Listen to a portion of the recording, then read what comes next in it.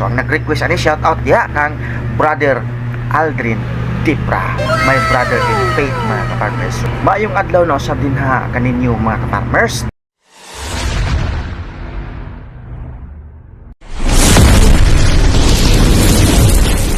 Dinhi sa ko ang video, Bisaya lang usa ko mga ka-farmers kay Bisaya man ang nag-order ani panataray mga ka-farmers no. Actually wa pa ni siya nahuman mga ka-farmers. Balin lang sa ko diri sa sulod kay murag sayo pa man kay maulaw ko sa gawas mga ka-farmers kay makitaan ko sa mga silingan nga nagbaktas-baktas sa gawas. So akong ipalilit sa inyo mga ka-farmers, kining isa sa kuang buhaton dinalian ni siya mga ka-farmers no, kuhaon yun ni siya within 4 hours. So ang akong buhaton ani karon mga ka-farmers, kakahapon ako na ni siyang gisugdan og panipis, finish, gi-prepare na ko ang iyahang blade mga ka-farmers para sa pagsubo. So human og prepare sa ato ang blade, butangan siya og subo, human butangan na po siya og handle mga ka-farmers for finishing po. So ang naong nini mga ka-farmers, wala pa ni siya na inisyalan og pain mga ka-farmers, ingon ani siya kabulingit mga ka-farmers dara. So mao ni siya naglubog nga mananap dugay na din sa ako ang tungkaran mga ka-farmers no, taon-taon na ni mga it takes 2 years ago na siguro no? More than 2 years ago, tama. So naglubog ni siya dugay-dugay na gyud siya dara siya mga ka-farmers no. So panagtaray ni siya agad na aktuhan man gid mga ka-farmers nga dunay nag-request. So ang nag-request ani shout out diha kang brother Aldrin Tipra, my brother in faith mga ka-farmers. So doon na siguro sila handaan mga ka-farmers po na nagpabuhat siya o pantantaray. Siguro dagko kini kay di man pwede mo request mga ka-farmers o kanang panantaray o bukog nga dagko kung chicken lang ang ianda mga ka-farmers. So dako gini siya no. Diya sa imong brad Aldrin kung sa man imong plano, ayo itaon ko kalimti pag imbita diya sa imong sibiyahan. Mga ka-farmers, kanang mga nakita niyo sa likod dati mga farmers dire jud ko nagalingkod mga ka-farmers no. Kini ako ang office, small office ito mga farmers. Tanawa po ni siya mga ka-farmers. Kini ako ang gamay nga tindahan nga hapit na walay sulod mga ka-farmers kay wala na ko ikabalik og kumpra mga ka-farmers. Lilian niyo ni siya.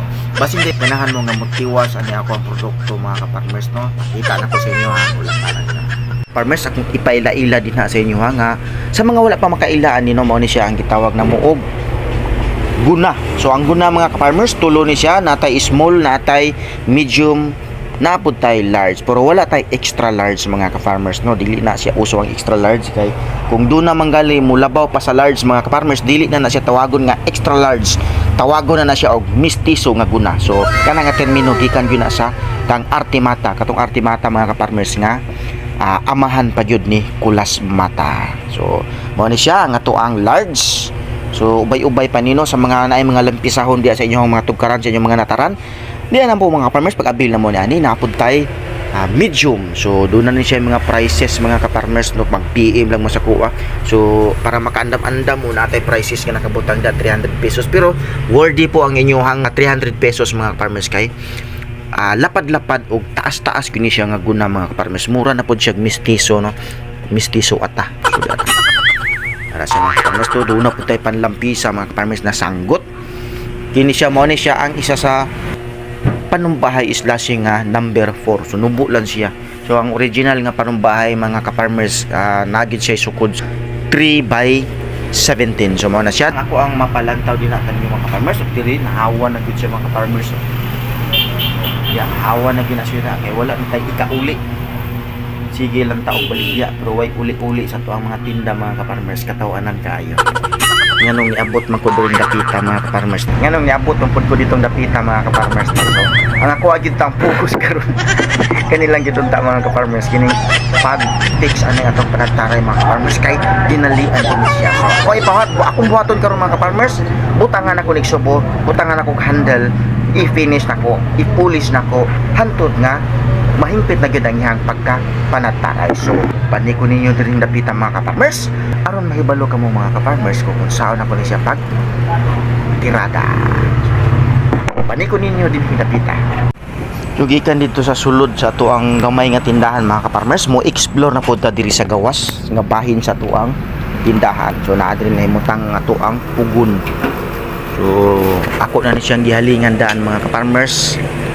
Kay balo jud ko nga manay ko diri karon. Nara siya. So ang atong himuon diri karon ang pagsubo. Mga ka-farmers, nakasugba na gyud sa kalayo kining ato ang butcher. Ang subo nga itong himuon ni mga ka-farmers kanang pangratsada, no? Pwede sa bukog, pwede kahoy, pwede bato, pwede siya sa tanan. So the best ni siya nga klase nga subo mga ka-farmers kay layo ni siya sa pangag-pangag. Hait gid siya gihapon pero diferensya siya dito sa mga gitawag na to og gulang nga pagsubo mga ka-farmers, no? Mas hait gid kaayo tong gulang og subo kay pwede na to siya ibalbas, unlike ani mga ka-farmers not advisable yun siya para pambalbas, panadtad lang yun siya. Mao bitaw na siya nga dunay panadtaray, lahi ang pambalbasay ug lahi pud ang pang-slicing. So inana na siya mga farmers diya sa mga slaughter area. So slaughter ha dili squatter, slaughter area sa mga farmers.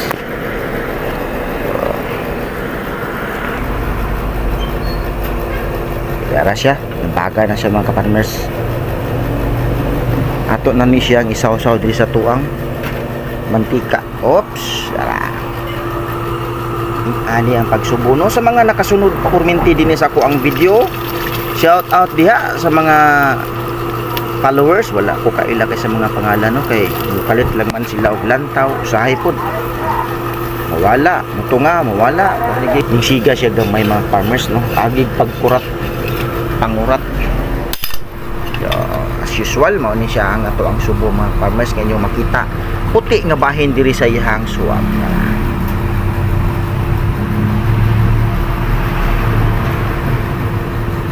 So kinahanglan nato ni siya nga i-adjust kay guwang ragid siya.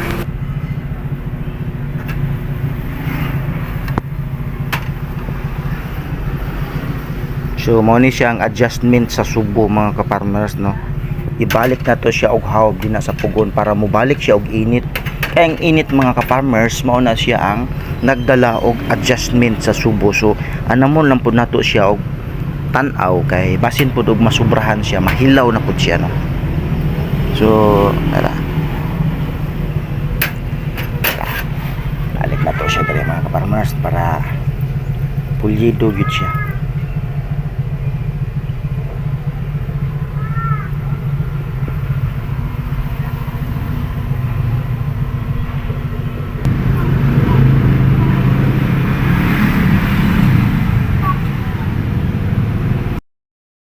So pagkahuman mga farmers og subo sa tuang panagtaray, diya dayo nag-andam dayon taog handol mga ka-farmers kay aron nga ato ang himuon nga gunitanan sa tuang panagtaray. So kita mga ka-farmers, ipalipli din na kaninyo ang pagkuha.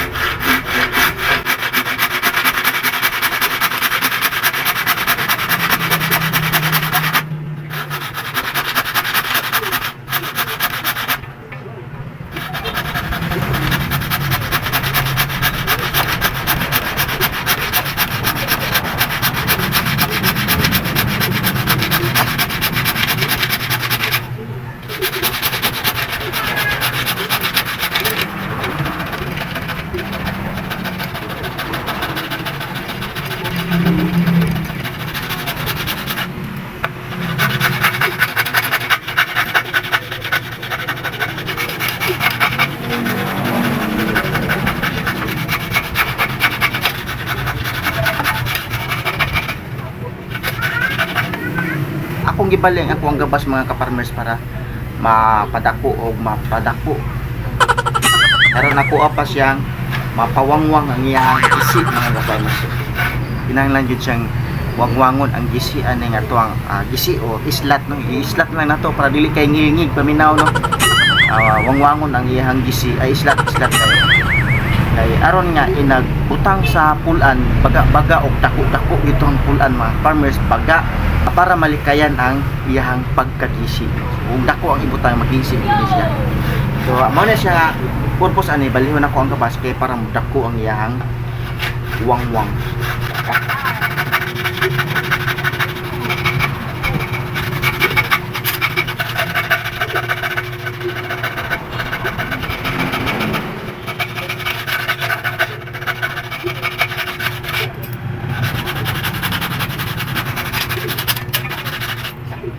So mo ni siya mga ka-farmers, taas-taas o dako-dako o wang-wang gid kining gisi nga ato ang gihimo dinhi sa ato ang wood handle mga ka-farmers.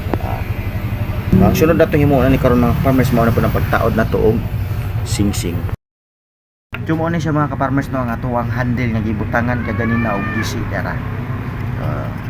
Mao po ni ang ato ang himuon natong pikit or gitawag og sing-sing, no sing-sing. Dili wedding ring nga sing-sing na siya nga stainless po mga ka-farmers. So ano siya gitaod dinali-dali ni mga ka-farmers kay sa time check hapit na alas 10 mga ka-farmers niya kuhaon ni siya mga 11.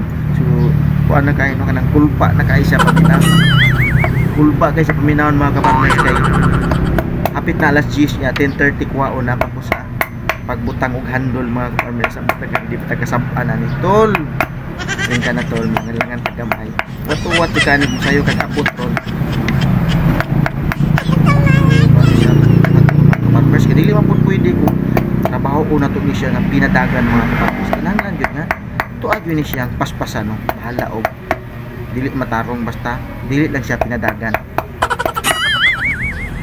yung ako lang ipalantaw sa inyo mga kaparmers kung unsa ang kinatibok ang ulagway ani unya nagkahuman ani og trabaho tanan so tipot lang diha mga kaparmers lantaw-lantaw lang mo likes, follow and share, comments bahala na mo din ha mga ka-farmers no basin og maluoy di mo sa kuha may na lang po mga ka-farmers kaduna po yung bali maako ug sa ako ang pagkaangkon sa diha sa ako ang maako mga ka-farmers basin day og makahatag po ko og kanang maangkon po ninyo so basin magparapol-rapol po ta mga ka-farmers importante po na sa tuang komunikasyon kining mga pakulo-kulo mga ka-farmers ba tara sana siguro mo kugyaw-yaw nga nagsigim kugyaw-yaw dapat din ta nagdali-dali na ni no fokus ba fokus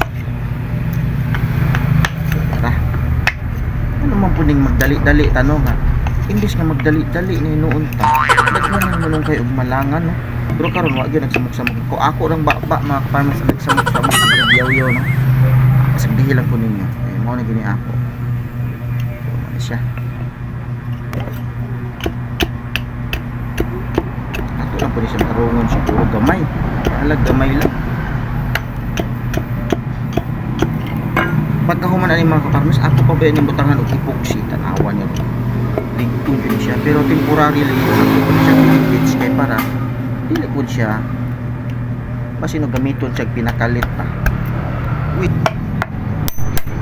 so mo ni siya ang atuang handle mga ka-farmers nabutang na gid ato ang atuang handle kasya gisip ini siya nga to ang blade so ato asang isulod mga farmers tara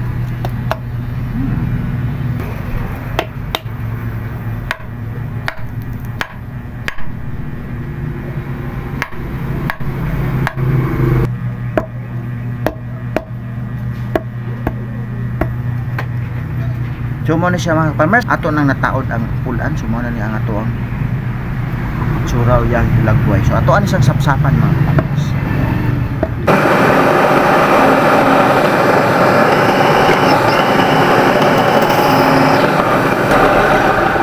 Yara atong gihimo nga bangag mga ka-farmers buhatan nato siya og bangag kay para ato siyang butangan og rivets kay aron nga dili gid siya matarog, dili siya matandog, dili siya malagpot, dili siya maibot mga ka-farmers.